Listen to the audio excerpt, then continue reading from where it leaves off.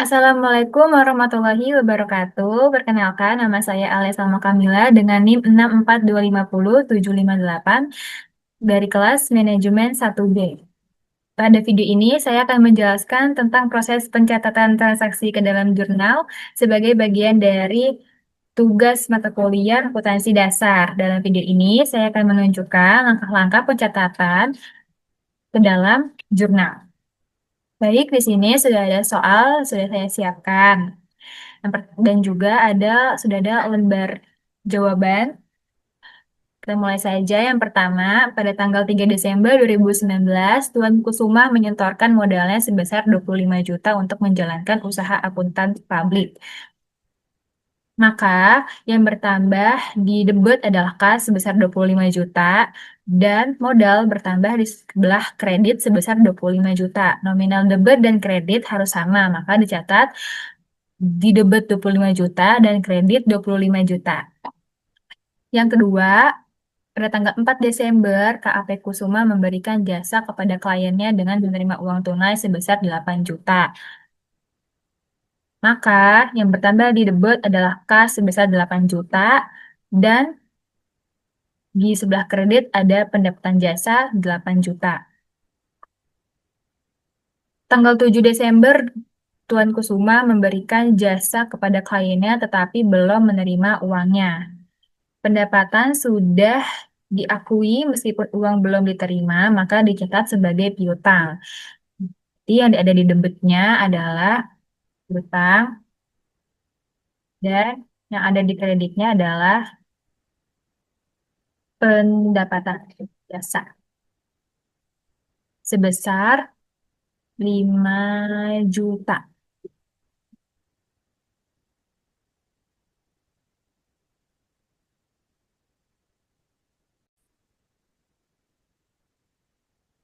Lalu pada tanggal 10 Desember, Tuan Kusuma membayar tunai beban sewa kantor 2 juta, gaji karyawan 5 juta, telepon dan listrik 1 juta. Pencatatannya adalah ada beban sewa kantor,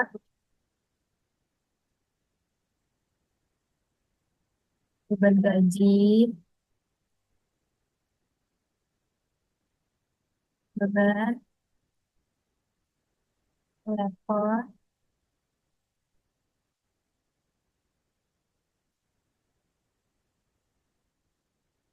semuanya ini ada di debit dan yang di kreditnya adalah kas karena dia membayar tunai.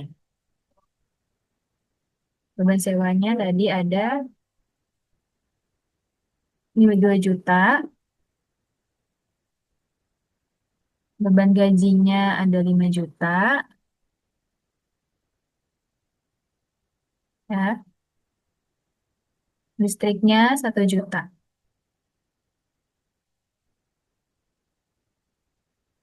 Lalu di kasnya kita jumlahkan saja ini,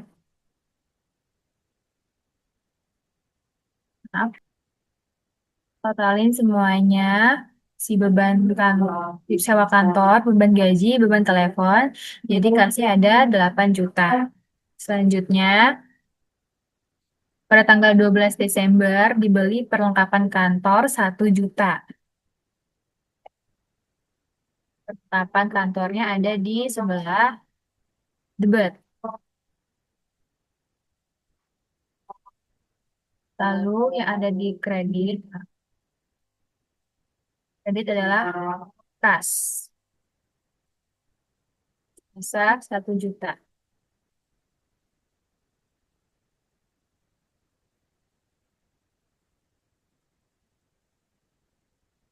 Tanggal 15 Desember dibeli peralatan kantor secara kredit dari PT Anugrah sebesar 2 juta. Jadi 15 di sini kita ngutang ya berarti ya. Yang bertambah di debit adalah peralatan dan di kreditnya adalah utang. Utang bertambah di sebelah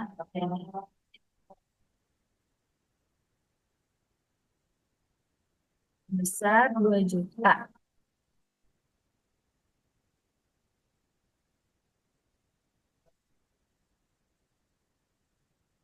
Lalu tanggal 17 Desember dibayar asuransi untuk jangka waktu 1 tahun sebesar 500.000. 17. Asuran berarti ini adalah asuransi dibayar di karena dianggap sebagai aset karena manfaatnya untuk masa mendatang. Lalu di sebelah kreditnya ada kas sebesar 500.000. Nah,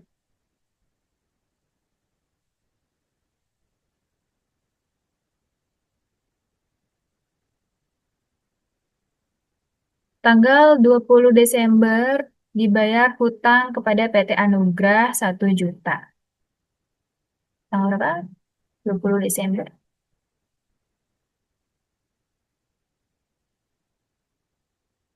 Dibayar hutang. Kita membayar hutang berarti hutangnya berkurang di sebelah debit dan kas.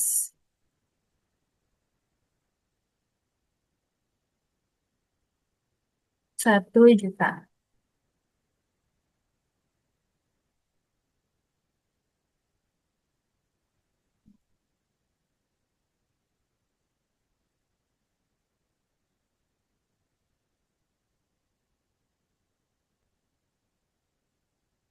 Pada tanggal 21 Desember diterima uang muka sebesar 25 juta dari klien.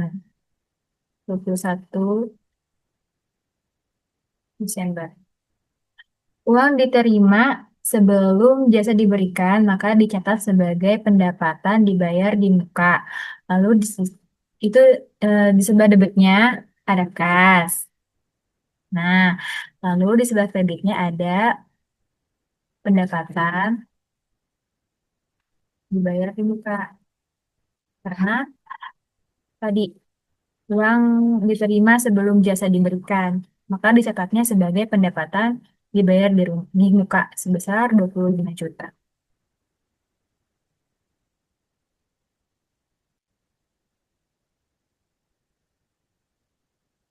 Oke, di tanggal 21 lagi, 21 Desember, diterima uang dari penagihan piutang 500.000. Penagihan. Penagihan piutang, maka kita menerima uang, di debitnya ada kas, lalu di kreditnya ada piutang sebesar 500.000.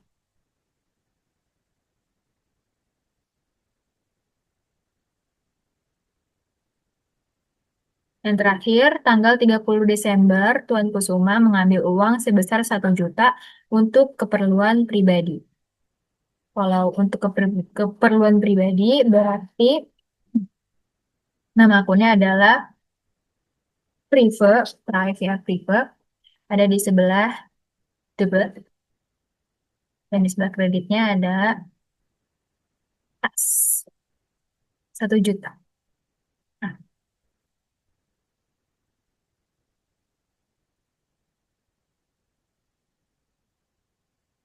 terus ini lalu di sini kita jumlahkan dari atas sampai bawah.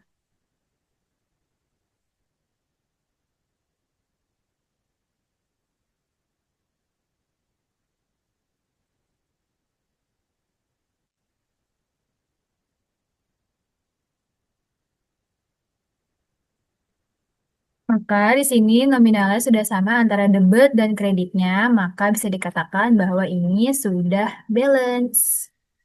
Sekian video dari saya. Sebelumnya, mohon maaf jika banyak kurangnya.